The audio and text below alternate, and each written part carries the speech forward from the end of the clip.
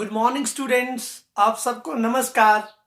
आज का जो हमारा टॉपिक है वो topic electric field intensity due to a non conducting sphere की वजह से है।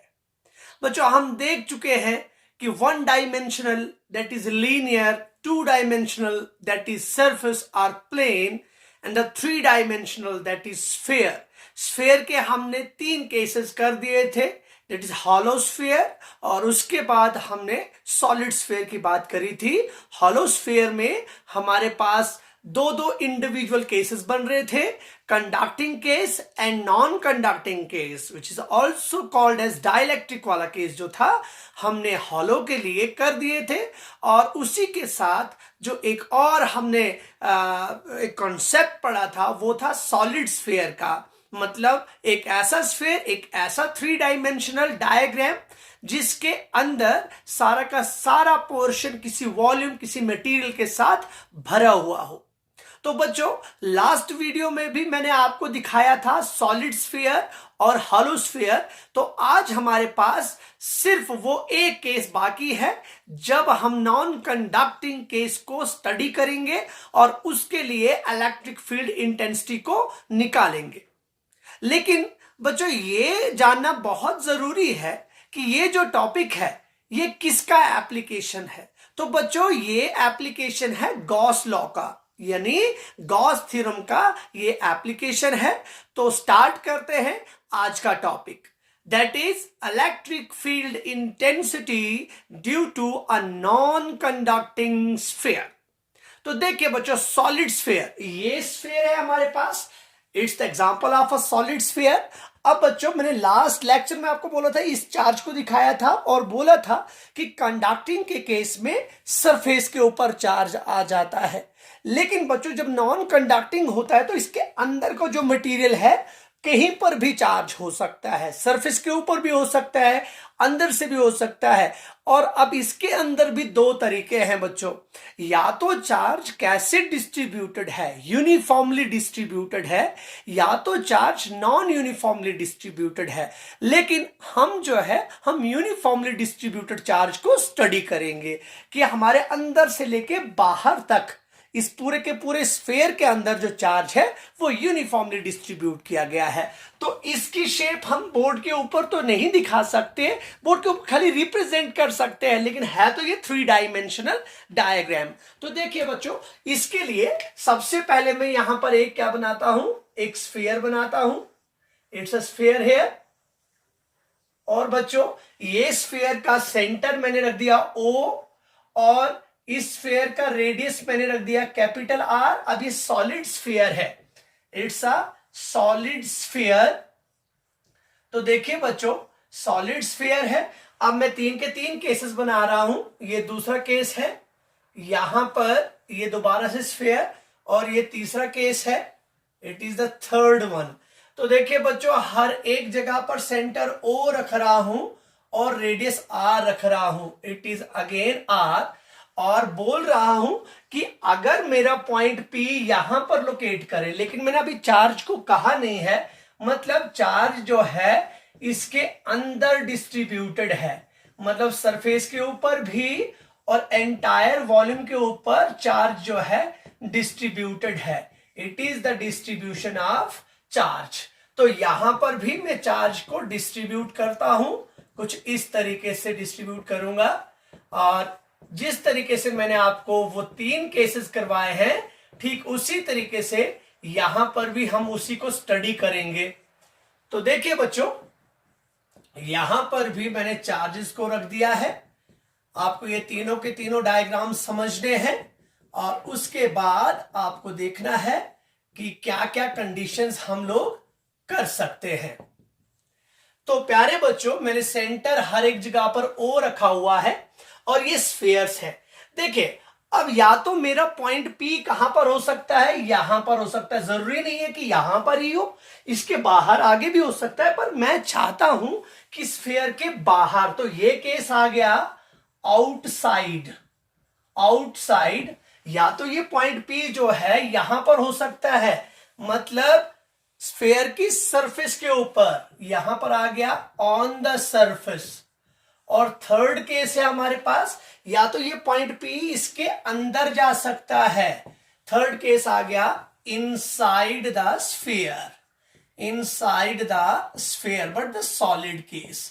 देखिए बच्चों यहां पर क्या होगा, हमें मालूम है ये गॉस लॉ का एप्लीकेशन है, तो हमें क्या करना पड़ेगा, यहां पर गॉसेस जो गॉसियन सरफेस है उसको ड्रॉ करना पड़ता है हर केस में।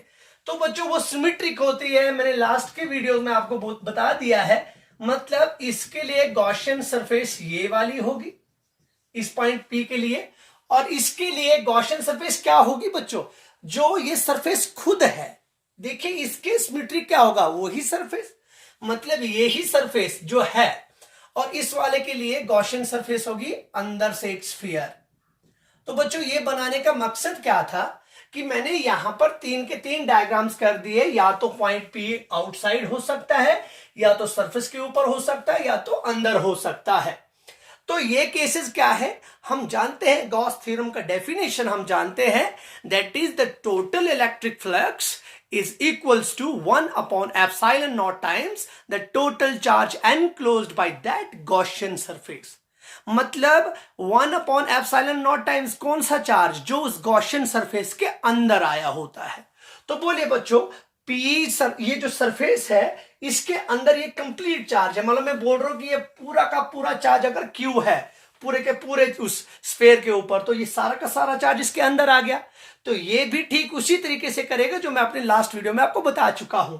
और इस वाले केस में भी देखिए सारा का सारा चार्ज इसके अंदर रह गया, मतलब ये 2 के 2 केस और आसान हो गए। लेकिन हमारा मेन मकसद किस केस को करना है, इस केस को करना है, क्योंकि यहां पर देखिए गॉसियन सरफेस ये है और इसके अंदर चार्ज ये वाले चार्जेस हैं, कुछ चार्जेस बाहर रह गए, कुछ पोर्शन चार्जेस का कहां पर रह गया, बाहर रह गया। मतलब अब मेरे पास यहां वाले केस में चार्ज इन 2 केसेस में क्यू क्यू है, लेकिन इस वाले केस में जब हम क्वेश्चन को सॉल्व करेंगे तो चार्ज क्यू नहीं होगा, क्यू तो पूरा है।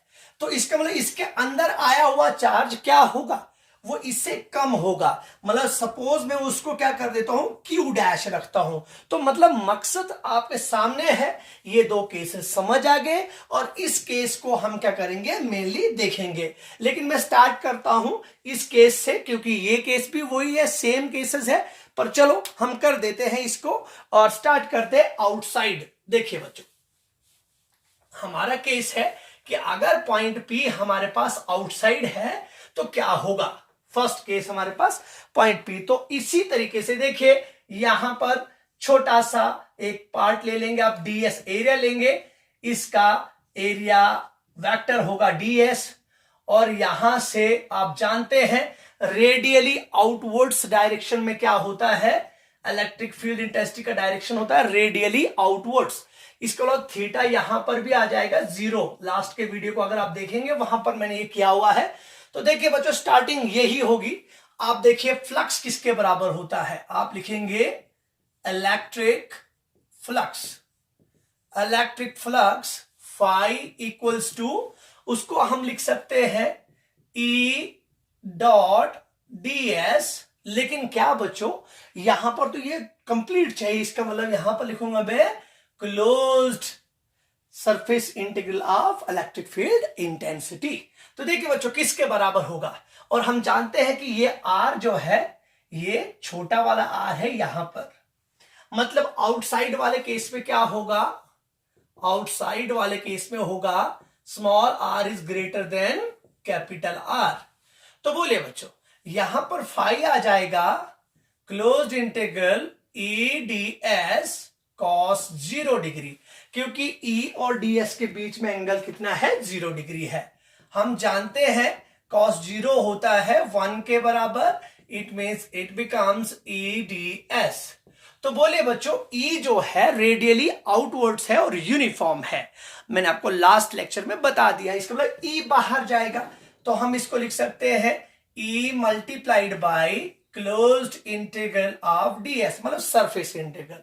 तो देखिए बच्चों किसके बराबर हो जाएगा, E multiplied by 4 pi are square. बच्चों छोटा आर लगाएंगे क्योंकि आपको क्या चाहिए, आपको गॉसियन सरफेस एरिया चाहिए, अंदर वाला नहीं। तो इसका मतलब मैंने 4 पाई आर स्क्वायर डाल दिया इसका। Mark this as equation number 1। Phi equals to E multiplied by 4 pi are square and it is equation number 1। देखिए बच्चों ये तो हमने कॉन्सेप्ट डाला, क्यों डाला, क्योंकि हमें गॉस लॉ में फ्लक्स की जरूरत पड़ती है। अब उसको अप्लाई करेंगे, यहां पर लिखूंगा applying Gauss law, Gauss's theorem या गॉस लॉ।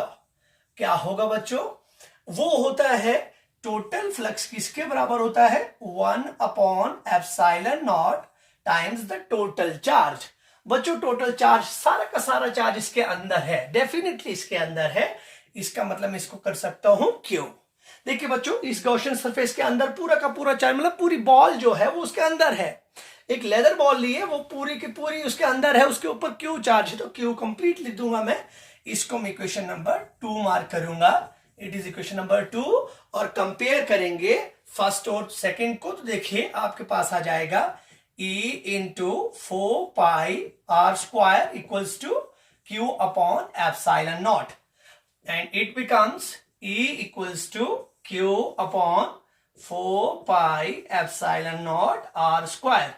तो बच्चों ये मैंने आपको लास्ट टाइम भी बोला था कि हमारा जो स्फीयर है वो क्या लगता है, हमें ऐसा लगता है कि स्फीयर के ऊपर जो चार्ज है वो कहां पर लोकेट कर रहा, मतलब entire charge seems to be located at the centre of the sphere. क्यों, क्योंकि ये हमारे पास क्या आया है बच्चों, ये आया electric field intensity due to a point charge. अगर ये पॉइंट और इसका मतलब सारा चार्ज यहां पर होना चाहिए पर नहीं होता, तो इसका मतलब ये चीज हमने कर दी और यही चीज हमने लास्ट में भी आपको बोली थी। तो इसमें से हम कंक्लूड कर सकते हैं that E is inversely proportional to r square. देखिए बच्चों कांस्टेंट कांस्टेंट कांस्टेंट कांस्टेंट ये सब है, तो ये चीज सेम है। अब बच्चों क्वेश्चन अराइज होता है कि इसको हम दूसरे वे में भी लिख सकते हैं। वो कैसे लिख सकते हैं वो देखिए। इसको हम लिख सकते हैं जब बच्चों जो चार्ज है कंडक्टिंग सरफेस के ऊपर ही होता, कंडक्टिंग केस में, लेकिन अभी नॉन कंडक्टिंग सरफेस मतलब डाइलेक्ट्रिक वाला केस है। This is the case of dielectrics. तो यहां पर जो चार्ज है वो अंदर है, मतलब अभी चार्ज सरफेस की ही बात नहीं बल्कि पूरा का पूरा, मतलब ये चार्ज जो है चार्ज इसके अंदर से भी है, सरफेस के ऊपर भी है, तो मतलब एंटायर वॉल्यूम पे हुआ। इसका मतलब कौन सा डिस्ट्रीब्यूशन आएगा, the distribution will be volume charge distribution and from that charge distribution we are able to say that एक नया सा क्या मिलता है बच्चों, आपके पास एक नया सा कांस्टेंट मिलता है जिसको बोला जाता है वॉल्यूम चार्ज डेंसिटी। क्या बोला जाता है बच्चों, volume charge density, that is represented by rho. किससे रिप्रेजेंट किया जाता है बच्चों, रो से रिप्रेजेंट किया जाता है। तो इसका मतलब अब मैं यहां पर लिखूंगा, इसको थोड़ा सा मिटा देता हूं और यहां पर लिख दूंगा बच्चों, ये है, इसको आप कर दीजिएगा यहां पर। अब आप जानते हैं रो होता है चार्ज पर यूनिट वॉल्यूम। तो बच्चों चार्ज है Q अपॉन वॉल्यूम है V। इसका मतलब Q किसके बराबर आ जाएगा, it is equals to rho into V। तो देखिए बच्चों वॉल्यूम किसके बराबर होगा, वॉल्यूम बोले बच्चों वॉल्यूम चार्ज के लिए ये जो चार्ज है इस वाले स्फीयर का रेडियस देखा जाएगा ना बच्चों यहां पर, तो इसको मैं लिख सकता हूं Q equals to rho into बोले बच्चों वॉल्यूम ऑफ अ स्फीयर। किसके बराबर होता है, 4/3 पाई आर क्यूब। यहां पर लिख दूंगा 4/3 पाई, बच्चों आर कौन सा आएगा, स्फीयर वाले का, कैपिटल आर क्यूब। इस क्यूब को प्लेस करेंगे बच्चों यहां पर, किसके बराबर हो जाएगा, E बिकम्स देखिए rho into 4/3 pi r cube. देखिए ई क्यू के लिए मैं ये डाल रहा हूं, divided by 4 pi epsilon not r square. तो देखिए बच्चों यहां से हम एक चीज और कह सकते हैं, क्या कह सकते हैं, देखिए यहां से 4 पाई और 4 पाई हमारे पास क्या हो जाएगा, कैंसिल आउट हो जाएगा, और यहां पर आ जाएगा हमारे पास रो, ये वाला जो आपके पास है आर क्यूब अपॉन, और यहां पर किसके बराबर आ जाएगा, एप्सिलॉन नॉट आर स्क्वायर। देखिए बच्चों, तो यहां से हमने एक चीज और नोटिस कर दी कि देखिए यहां पर ये भी कांस्टेंट कांस्टेंट कांस्टेंट, यही है वेरिएबल, तो इसका मतलब यहां से भी तो यही कंक्लूजन निकलेगा। तो इसका मतलब एक 3 भी है बच्चों, ये वाला 3, ये 3 यहां पर आएगा। देखिए एक और फॉर्मूला हमने कैलकुलेट कर दिया। आउटसाइड का केस आई एम एक्सपेक्टिंग कि आपको समझ आ गया होगा। अब हम जाएंगे ऑन द सरफेस पर। तो बच्चों ऑन द सरफेस पर भी यही चीज आएगी, और किस तरीके से आएगी, आप खाली ऑन द सरफेस पर क्या हो जाएगा, आर और आर ये दोनों बराबर हो जाएंगे। अब मैं इसको यहां पर ही आपको समझाने की कोशिश करूंगा। यहां पर आएगा ऑन द सरफेस। बच्चों बारिश की वजह से थोड़ा सा शोर आ रहा होगा, सॉरी फॉर दैट, बट थोड़ा सा मैं अपना थोड़ा सा जोर से बोलने की कोशिश करूंगा, तो ध्यान दीजिएगा।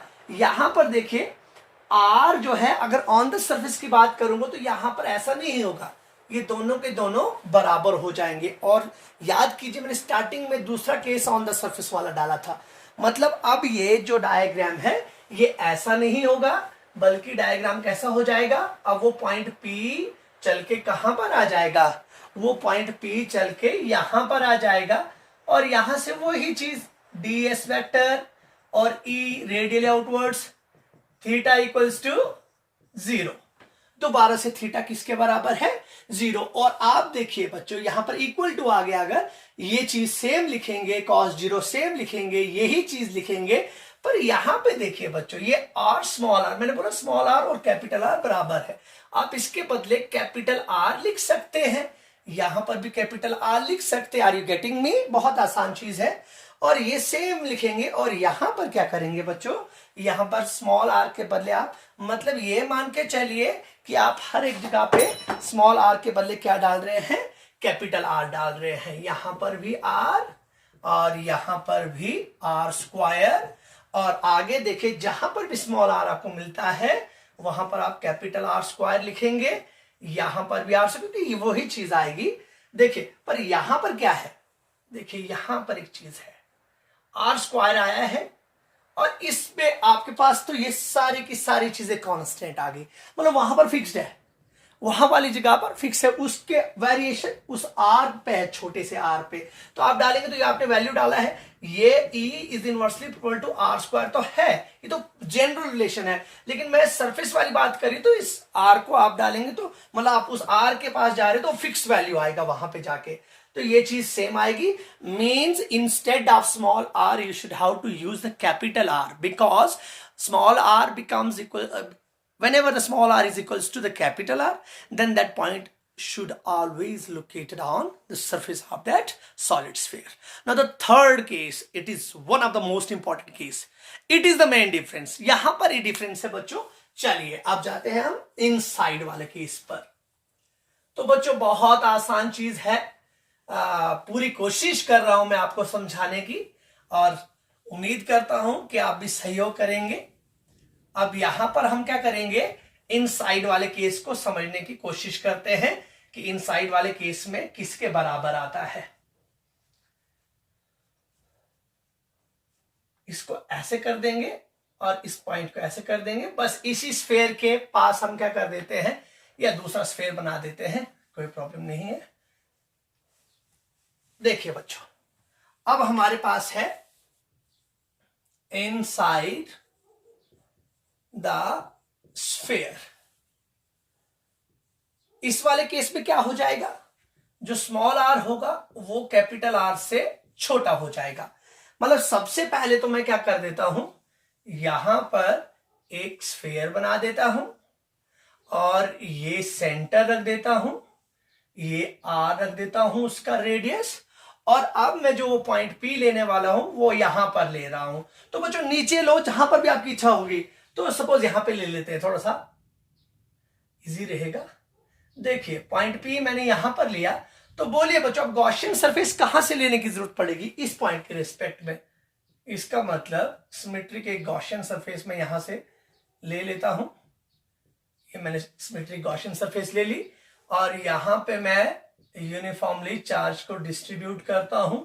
ये मैंने इसलिए बनाया, आप एग्जाम में भी इस तरीके से बनाइएगा, थोड़ा अच्छा लगेगा, क्योंकि आपने सरफेस बना दी है, कुछ चार्ज बाहर से रख दिया और कुछ चार्ज कहां पर आ गया, अंदर आ गया, और ये कैसा डिस्ट्रीब्यूशन है, this is uniformly distribution of charge.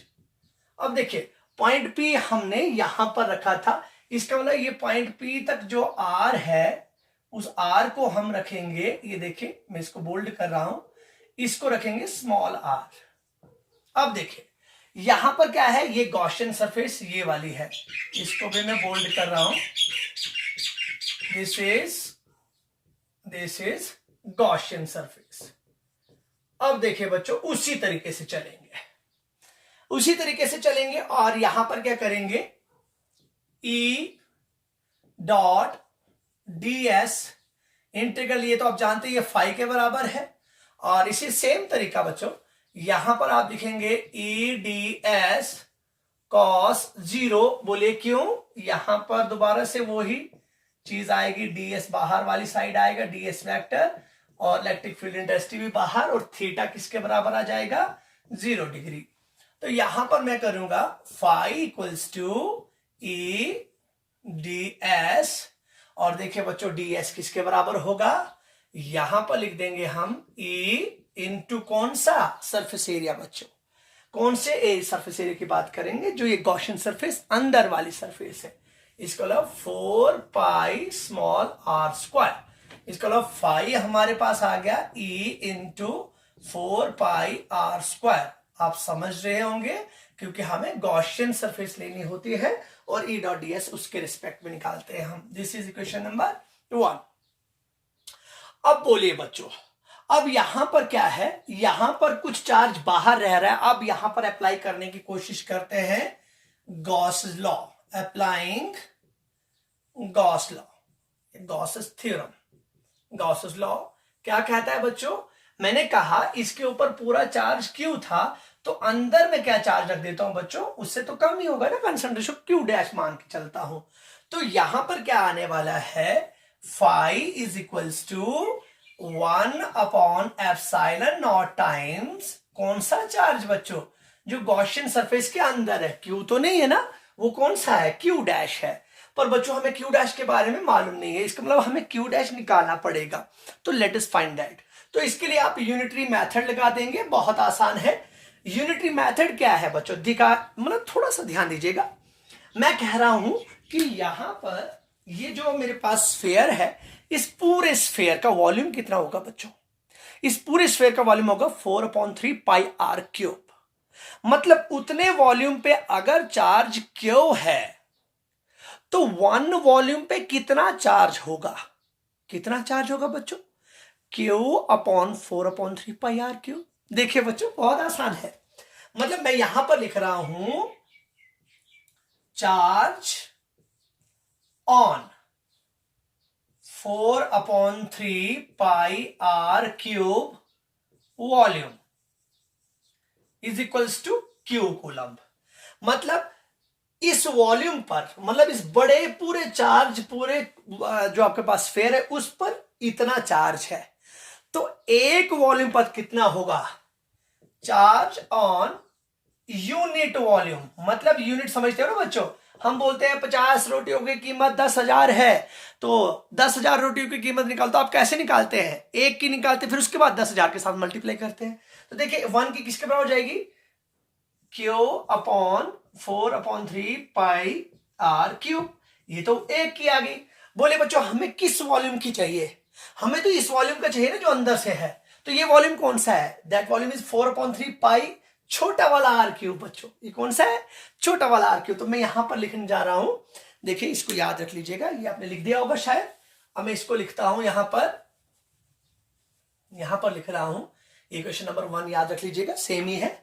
यहां पर लिखता हूं चार्ज ऑन किस वॉल्यूम पर बच्चों, 4/3 पाई स्मॉल आर क्यूब, क्योंकि अंदर वाले पर वॉल्यूम इज इक्वल्स टू, मैंने क्या माना है उसको, क्यू डैश, उसको मैंने क्यू डैश माना, और वो कैसे निकलेगा, that is equals to Q upon 4/3 pi capital R cube multiplied by 4/3 pi r cube. बहुत आसान है ये, देखिए इसको मल्टीप्लाई करेंगे उसी वॉल्यूम के साथ तो हमें उतना चार्ज मिल जाएगा। 4/3 पाई कैंसल आउट हो जाएगा। इसका मतलब हमारे पास क्यू डैश आ गया Q multiplied by are cube upon r cube. मतलब हम Q are cube upon r cube Q dash के लिए लिख सकते हैं। डालिए बच्चों इसको गॉस थ्योरम में, किसके बराबर हो जाएगा, अप्लाइंग दिस हियर, किसके बराबर आएगा। अब बच्चों ये इक्वेशन नंबर 1 आपने लिख दिया होगा, मैं इसको यहां पे लिखूंगा। इक्वेशन नंबर 1 आप जानते हैं किसके बराबर आया था, ये हो जाएगा हमारे पास phi बिकम्स 1/ε0 इंटू क्यू के बदले क्या लिख दूंगा, क्यू डैश के बदले लिख दूंगा Q multiplied by are cube upon r cube, और इसको मैं इक्वेशन नंबर 2 डालूंगा। तो बच्चों जस्ट अभी मैंने इक्वेशन नंबर 1 को मिटाया है, तो देखिए बच्चों बहुत आसान है। अब इक्वेशन नंबर 1 को मैं दोबारा से यहां पर लिखता हूं, जिससे आपको ज्यादा समझ आएगा, और दोनों को इक्वेट कर देंगे हम। बहुत इंटरेस्टिंग है बच्चों, एक डिफरेंस जो कॉम्पिटिटिव एग्जामिनेशन में भी पूछा जाता है, फाई इक्वल्स टू, अभी अभी हमने देखा था इक्वेशन नंबर 1 में, देखिए ई डॉट डी एस, जहां पे हमारे पास ई डॉट डी एस हमने निकाला था, that was equals to E into 4 pi are square आया था, इसको मैंने फर्स्ट डाला था। बोले बच्चों इसको और इसको कंपेयर करेंगे, क्या हो जाएगा, comparing first and second we get, क्या आएगा बच्चों, ये आएगा e into 4 pi are square is equals to 1/ε0 Q are cube divided by are cube. देखिए बच्चों अब क्या होगा, अब अगर मैं इस e को निकालना चाहूं तो e इक्वल्स टू 1/4 पाई ε0, ये 4 पाई ε0, ये आर स्क्वायर नीचे चला जाएगा, इंटू यहां पर क्या है, Q are cube divided by are cube. देखिए बच्चों ये आर स्क्वायर और ये क्यूब क्या हो जाएगा, कैंसल आउट हो जाएगा। तो हमारे पास फॉर्मूला बचेगा, मैं इस फॉर्मूले को यहां पर लिखता हूं, E equals to 1/4 pi ε0 Q small R divided by capital R cube. देखिए बच्चों ये है हमारे पास मेन बात, मतलब हम E को कैलकुलेट कर चुके हैं कि E इसके बराबर आता है। बोलिए बच्चों ये फॉर्मूला आप याद रखेंगे, तो यही डिफरेंट है, बाकी तो सब सेम आ रहा है, ये कांस्टेंट, ये भी कांस्टेंट और ये भी कांस्टेंट। इसका मतलब R के साथ कैसा रिलेशन आ रहा है बच्चों, R के साथ आ रहा है E is directly proportional to R। E का R के साथ क्या रिलेशन आ रहा है, E और R आपस में डायरेक्टली प्रोपोर्शनल होते हैं। मतलब जैसे जैसे R बढ़ता जाएगा, देखिए बच्चों कैसे, कितने इंटरेस्टिंग है, मतलब देखिए ये छोटा सा R है, कितने चार्ज आ रहे हैं, कम चार्ज आ रहे हैं, अगर मैं थोड़ा बढ़ा दूंगा तो ज्यादा चार्ज आएंगे, और बढ़ा दूंगा ज्यादा चार्ज आएंगे, जितना ज्यादा चार्ज होगा उतना ज्यादा इंटेंसिटी होगा। तो वही कहना चाह रहा है कि जैसे जैसे R बढ़ता जाएगा, लेकिन किस केस की बात हो रही है बच्चों, इनसाइड वाले की, मतलब इस R को बढ़ाते जाए, यहां पर कम, यहां पर ज्यादा ज्यादा ज्यादा, पर कब तक बच्चों, जब तक ये R किसके बराबर ना हो जाए, रेडियस ऑफ द स्फीयर के बराबर ना हो जाए। आप सोचेंगे कि इसके बाद भी अगर R बड़ा हो जाएगा तो फिर क्या, तो बच्चों वो तो आउटसाइड वाला केस आ गया ना। इनसाइड वाले केस में जैसे जैसे डिस्टेंस को बढ़ाया जाता है वैसे वैसे क्या बढ़ता है बच्चों, सॉलिड स्फीयर के केस में, अगर नॉन कंडक्टिंग केस हो तो वैसे वैसे इलेक्ट्रिक फील्ड इंटेंसिटी बढ़ता है। अब देखिए आप इसी को उस तरीके से भी कर सकते हैं, अगर आप यहां पर भी surface charge volume charge density का प्रयोग करेंगे तो वो भी आपको E का प्रोपोर्शनैलिटी दिखाएगा। तो बच्चों let's move on to the graphical representation in between the electric field intensity and that distance for this solid sphere in case of non conducting. तो बच्चों देखिए हॉलो स्फीयर के दोनों केसेस थे, और सॉलिड स्फीयर का जो कंडक्टिंग वाला केस था उसके लिए भी हमने एक ग्राफ बनाया था। आज हम नॉन कंडक्टिंग के लिए ग्राफ बनाएंगे, तो लेट्स ड्रॉ द ग्राफ। देखिए बच्चों अब हम यहां पर ग्राफ ड्रॉ करेंगे, और मैं आपको रिमाइंड करवाऊंगा कि हमने लास्ट टाइम और ग्राफ भी किया था, उसके कंपैरिजन में आपको मैं यहां पर इसका ग्राफ बता के दे दूंगा कि कौन सा किसके लिए है। देखिए यहां पर जो है, अगर मैं यहां पर इस तरीके से रखूं, ये x y, और बच्चों मैंने लास्ट टाइम आपको बोला था कि अगर इसको मैं कैपिटल आर मारूं तो ये हमारा सरफेस होगा। ये सरफेस है, इट इज सरफेस। ये कौन सा है, इनसाइड वाला केस, और ये कौन सा है, आउटसाइड वाला केस। और यहां पर भी मैं डाल देता हूं, यहां पर मैं डाल रहा हूं बच्चों x y और सेम r, और ये आउटसाइड और ये इनसाइड। आप सोच रहे होंगे कि ये मैं क्यों डाल रहा हूं बच्चों, तो देखिए उसके लिए भी मैं आपको एक चीज सिखाता हूं। तो ये सोचिए, मन में सोचिए, सॉरी, ये सोचिए कि मैं ये स्फेयर जो है, ये वाला एक्सिस जो इसके बीच में से कट रहा है, तो देखिए यहां पर अगर मैं एक स्फेयर मान के चलूं, ये मैंने स्फेयर माना है बच्चों, तो बोलिए इसका जो ये बीच में से कट के जा रहा है, ये कौन सा होगा बच्चों, इसका सेंटर होगा, और यहां से लेके यहां तक इसका रेडियस होगा, ये आउटसाइड। तो मतलब ये इनर वाला पोर्शन है, ये सेंटर वाला पोर्शन, और ये आउटसाइड वाला पोर्शन है। वही चीज यहां पर भी करूंगा। तो सेम अगर इसको ड्रॉ भी कर दूं तो कोई प्रॉब्लम वाली बात नहीं है। देख लीजिए, अगर मैं ग्राफ को इस तरीके से, यहां पर सपोज मैं आपके ये एक स्फेयर बना दिया है, और यहां पर सपोज ये भी मैं एक स्फेयर बना रहा हूं, तो देखिए ये वाला तो रेडियस माना जाएगा, सरफेस मानी जाएगी, और ये वाला पोर्शन तो ये सेंटर माना जाएगा, सेंटर से, it is centre, it is again centre. तो देखिए बच्चों ये स्फेयर, ये वाला केस है, पर मुझे इससे कोई इंटरेस्ट नहीं है, क्योंकि देखिए ये दो बनाने जा रहा हूं। मैंने आपको बोला था कि आउटसाइड के लिए, वहां पर देखिए बच्चों, हॉलो के केस में सेंटर इनसाइड पे क्या था, ई जीरो होता था, मतलब इनसाइड के केस में जीरो, और on the surface, on the surface पे मैक्सिमम, मैक्स, और आउटसाइड पे क्या कंडीशन था, E was inversely proportional to r square. और आज के केस, ये कौन सा केस है, ये केस है हॉलो, कौन सा, कंडक्टिंग भी और नॉन कंडक्टिंग भी, और तीसरा जो था सॉलिड, सॉलिड भी, लेकिन ओनली कौन सा, कंडक्टिंग।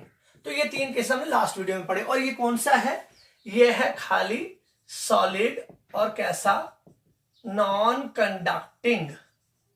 तो देखिए बच्चों ये भी हमने पढ़े हैं। और इस वाले केस में देखिए, यहां पर आउटसाइड के लिए वही चीज, ये आउटसाइड का तो वही है, और सरफेस वाले के लिए भी आप जानते हैं उस तरीके से मैक्स जो है, मतलब बड़ा वाला आर स्क्वायर जो है, ये है, मतलब प्रोपोर्शनलिटी नहीं दिखाएंगे, बस उसी तरीके से मैक्स, और उसके बाद ये है ऑन द सरफेस वाला, और उसके बाद इनसाइड वाले के लिए अभी हमने आपको बोला कि ये वाला रिलेशन आया, प्रोपोर्शनलिटी वाला। बोलो बच्चों डिफरेंस कहां पर है, डिफरेंस सिर्फ यहां पर है, बाकी ये दो चीजें तो वो ही हैं, सिर्फ डिफरेंस यहां पर है।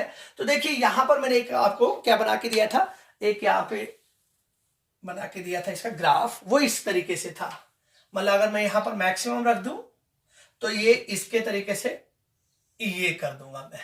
और बच्चों इसको मैं थोड़ा बोल्ड कर देता हूं, मतलब जीरो है, अंदर जीरो, और ये मैक्स, और ये सरफेस, मतलब ये इनसाइड, ये आउटसाइड, और ये ऑन द सरफेस। तो देखिए अब यहां पर भी ऐसा होने वाला, देखिए ये दो चीजें तो सेम ही रहने वाली यहां पर, मतलब इधर भी ऐसे कर दीजिए, ये और ये, क्योंकि ये तो सेम ही है, आउटसाइड और ऑन द सरफेस। लेकिन प्रॉब्लम कहां पर हो रही है बच्चों, प्रॉब्लम हो रही है पहले वाले, यहां पर तो जीरो था इसलिए ऐसे डाल दिया, लेकिन यहां पर लीनियरली वैरी कर, तो लीनियर वेरिएशन आप जानते हैं इस तरीके से, this will be the final representation of the graph for electric field. Sorry, यहां पर इलेक्ट्रिक फील्ड इंटेंसिटी, और यहां पर आर, यहां पर ई, और यहां पर आर। तो ये था गॉस लॉ, और गॉस लॉ के कुछ एप्लीकेशंस, जिसमें वायर का केस लिया, सरफेसेस का केस लिया, मतलब प्लेन शीट्स का केस लिया, पैरेलल प्लेन शीट्स का केस लिया, इनफाइनाइट केस में स्फेयर का केस लिया, हॉलो केस लिया और उसके बाद सॉलिड केस लिया। तो बहुत इंटरेस्टिंग चीजें हैं। अगर आपको अच्छी लग रही है वीडियो तो थोड़ा सा सहयोग कीजिएगा और थोड़ा तरीके से देखिए। और उसके बाद हम जो है नेक्स्ट जो है चैप्टर स्टार्ट करने जाएंगे। कल मैं आपको नेक्स्ट चैप्टर का जो है पहली वीडियो डिलीवर करवाऊंगा। Thank you so much. Have a nice day.